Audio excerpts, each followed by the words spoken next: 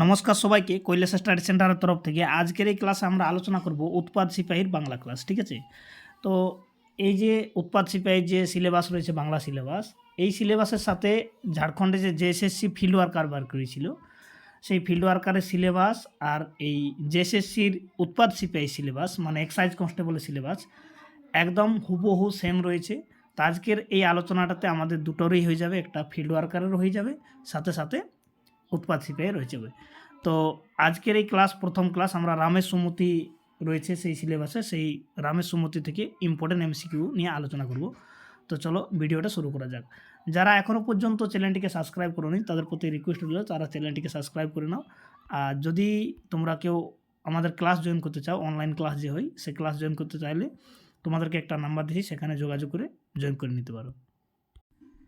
এখানে যে দুটো নম্বর দেখতে পাচ্ছ, ঠিক আছে, এই দুটো নম্বরই আমারই। ঠিক আছে, এই নাম্বারে যোগাযোগ করে তোমরা নোটস যদি নিতে চাও তাও নিতে পারো, উৎপাদ সিপাহীর বা ফিল্ড ওয়ার্কারের বা আরও যে কোনো জেএসএসসির পরীক্ষার বাংলা সিলেবাসের উপর সম্পূর্ণ নোট পাওয়া যায় যে কোনো পরীক্ষারই। ঠিক আছে, তো চলো এবার শুরু করি ভিডিওটা। তো রামের সুমতি শুরু করার আগে তোমাদেরকে যে রামের সুমতির যে মূল টেক্সটটা রয়েছে আমি সেটা কিছু দেখাতে চাই। দেখো, এটা হচ্ছে রামের সুমতির মূল টেক্সের পিডিএফ। ঠিক আছে, আর এই মূল টেক্সের পিডিএফে প্রায় অনেকগুলো পেজ রয়েছে। প্রথমে তো এর ইয়েটা রয়েছে, মানে রামের সুমতির থেকে যে তার ভূমিকা টাইপের রয়েছে, আর তারপর থেকে 7 নম্বর পেজ থেকে এরকম এখানে দেখো এক অধ্যায় লেখা রয়েছে। তো এই 1 থেকে প্রায় 5-6 পর্যন্ত অধ্যায় বিভাজন করা আছে, আর এইভাবে পেজ নম্বর গিয়েছে অনেকগুলো। তো আমি প্রতিটা পেজ থেকে এমসিকিউ নেওয়ার চেষ্টা করেছি, যেমন এটা 7 নম্বর পেজ। ঠিক আছে, তো এই ধরনের প্রতিটি পেজে যা কিছু ডিটেলস রয়েছে, এর বিষয়বস্তু, এর থেকে যে ধরনের প্রশ্ন হবে সেগুলো আমি নেওয়ার চেষ্টা করেছি।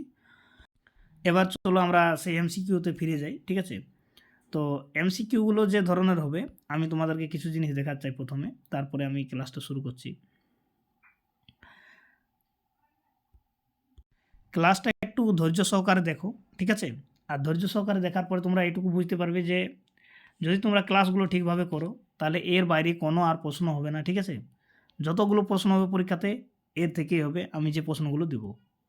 এখানে কিছু যেমন তথ্য দেওয়া রয়েছে, দেখো, যে রামের সুমতির থেকে যে ধরনের প্রশ্নগুলো হতে পারে, যেমন রামের সুমতি গল্পের মূল চরিত্র কে, এখানে রাম হবে। ঠিক আছে, তো এই যে পিডিএফটা রয়েছে এটা নিয়ে আমি আগেও একটা ভিডিওতে আলোচনা করেছি, যেটা ফিল্ড ওয়ার্কারের রামের সুমতি বলে। ঠিক আছে, তো আমি আজকে এটার থেকে আর আলোচনা করব না, আজকে আমরা অন্য একটা পিডিএফ থেকে আলোচনা করব। সেটা হচ্ছে তোমার এটা। এখানে আজকের যে আমরা প্রশ্নগুলো নিয়েছি সেগুলো সম্পূর্ণ আলাদা ধরনের। আমি এখানে দেখাচ্ছি যে রামের সুমতি। ঠিক আছে, এখানে আমরা প্রথম পাতা থেকে, যেটা 1 নম্বর অধ্যায় আছে বা খণ্ড, সেখান থেকে আমরা যে কটা প্রশ্ন হবে এখানে নিয়েছি।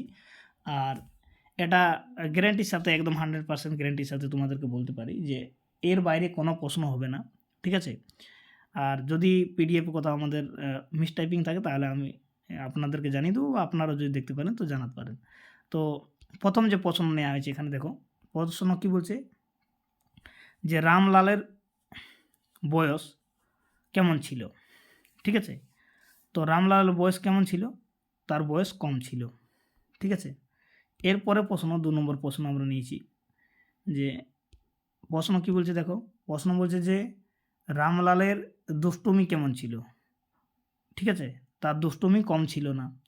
3 নম্বর যে আমরা প্রশ্ন নিয়েছি এখানে, যে গ্রামের লোক রামলালকে কি মনে করত, তাকে কি মনে করত, তাকে সবাই ভয় করত। ঠিক আছে, এরপরে যে আমরা প্রশ্ন নিয়েছি এখানে, সেই প্রশ্ন হচ্ছে কি, প্রশ্ন বলছে দেখো, যে শ্যামলাল কি কাজ করতেন, সে কি কাজ করতেন, সে জমিদারির কাছারিতে কাজ করত। এরপরে যে আমরা প্রশ্ন নিয়েছি আজকের ক্লাসে সেটা হচ্ছে যে শ্যামলালের স্ত্রীর নাম কি ছিল, তার স্ত্রীর নাম ছিল নারায়ণী ছিল। তো এই নারিনী নামটা অ্যাকচুয়ালি দিগম্বরী তার নিজের মেয়েকে এরকম নারিনী বলে ডাকতো, তো তার অ্যাকচুয়ালি নাম হচ্ছে নারায়ণী। এখানে আমরা প্রশ্ন নিয়েছি 6 নম্বরে, যে নারায়ণীর কত বছর বয়সে সংসারের দায়িত্ব পান। তো সে সংসারের দায়িত্ব পেয়েছিল কত বছর বয়সে, এখানে যে দেখো অপশানটা রয়েছে 13 বছর বয়সে সে দায়িত্ব পেয়েছিল। এরপরে ওই 13 বছর বয়সে সে তার শাশুড়ি মারা যায়। এরপরে প্রশ্ন বলা হয়েছে শ্যামলালের মায়ের মৃত্যু কখন হয়? তো তার মায়ের মৃত্যু হয় তার বিয়ের বছর। এর পরের প্রশ্ন কি বলছে যে রামলাল কত বছর রামলাল তখন কত বছরের শিশু ছিল? যখন শ্যামলালের বিবাহ হয় নারায়ণীর সাথে তখন এর বয়স কত ছিল? 3, 4, 5, 6। তো তখন তার বয়স প্রায় 4 বছর কিংবা 5 বছর ছিল। ঠিক আছে, দেখবে ওইরকমই উল্লেখ রয়েছে, না 4 বছরের ছিল মনে হয়। তারপরে বলা হয়েছে যে নারায়ণীকে কি দায়িত্ব দেয়া হয়েছিল? তো জমিদারি, দোকান, আর রামলাল ও সংসার দেখার। তো এই তার নিজের দেওর রামলালকে দেখাশোনা আর সংসার দেখার দায়িত্ব দিয়েছিল। এরপরে যে 10 নম্বর প্রশ্ন নিয়েছি আমরা, সেটা হচ্ছে যে নারায়ণীর কি হয়েছিল? তো তার দেখবে প্রথম পেজেই প্রথম দিকেই উল্লেখ রয়েছে তার জ্বর হয়েছিল। এরপরে যে আমরা প্রশ্ন নিয়েছি সেটা হচ্ছে যে একটু সময় লাগবে, কিন্তু সব প্রশ্ন আমরা আলোচনা করব, ধৈর্য সহকার থাকবে।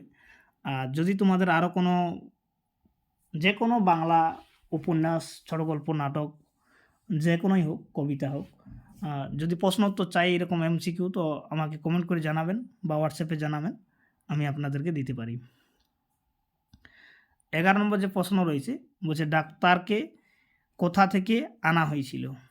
পাশের গ্রাম থেকে। ঠিক আছে, কোথা থেকে? পাশের গ্রাম থেকে। ডাক্তারের নাম কি ছিল? ডাক্তারের নাম ছিল নীলমণি। ঠিক আছে, এখানে দেখো দেওয়া আছে যে ডাক্তারের ভিজিট কত টাকা ছিল? তো সেখানে অন্য গ্রামে, তার ভিন গ্রামে গেলে ভিজিট ছিল 4 টাকা।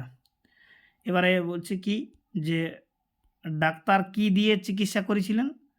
তো কুইনের পুরিয়া দিয়ে চিকিৎসা করেছিলেন। এরপরে বলা হয়েছে যে কত দিনে নারায়ণীর জ্বর ছাড়েনি? তো 7 দিন তার জ্বর ছাড়েনি। 15 নম্বর প্রশ্ন যেটা বলছে সেটা বলছে কি দেখো, 15 নম্বর প্রশ্ন বলছে যে শ্যামলাল কি করতে চেয়েছিলেন? তো শ্যামলাল ডাক্তার আনতে চেয়েছিলেন।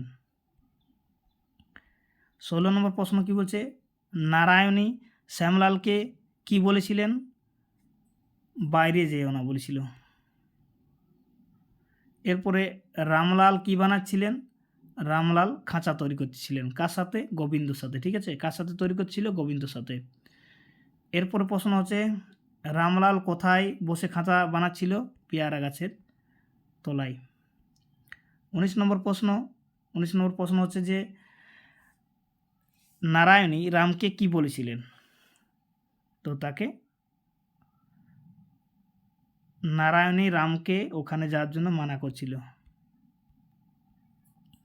এরপরে প্রশ্ন যে নারায়ণী, এখানে দেখো প্রশ্ন কি বলছে যে নারায়ণী শেষ কি করতে গেলেন? তো তিনি কাঁদতে লাগলেন। এটা হচ্ছে ওই প্রথম পেজে দেওয়া ছিল। এরপর দ্বিতীয় পেজে যা কিছু দেওয়া রয়েছে, আজকের ভিডিওতে আমরা এইটুকুই আলোচনা করলাম। পরবর্তী ভিডিওতে আমরা, যদি তোমরা চাও, তাহলে আমি দ্বিতীয় পেজের বা সম্পূর্ণ রামের সুমতি বা উৎপাত সিপাহী যেটুকু সিলেবাস রয়েছে, আমি তার উপর ভিডিও নিয়ে আসতে পারি। আর যদি তোমরা বলো যে প্রয়োজন নেই, তাহলে আর এর ভিডিও না বানিয়ে অন্য কোনো টপিক্সের উপর ভিডিও বানাবো। তোমরা কমেন্ট করে যে টপিক্সের উপর বলবে সেই টপিক্সের উপরেই আমি ভিডিও বানিয়ে দেবো। আর যদি আমাদের ক্লাস জয়েন করতে চাও, তাহলে ওই যে ফোন নম্বর দেওয়া হয়েছিল সেখানে যোগাযোগ করে, আমাদের এই যে ফোন নম্বর তোমাদের জন্য রয়েছে, এই ফোন নম্বরে যোগাযোগ করে আমাদের সাথে ক্লাস জয়েন করতে পারো। ধন্যবাদ সবাইকে।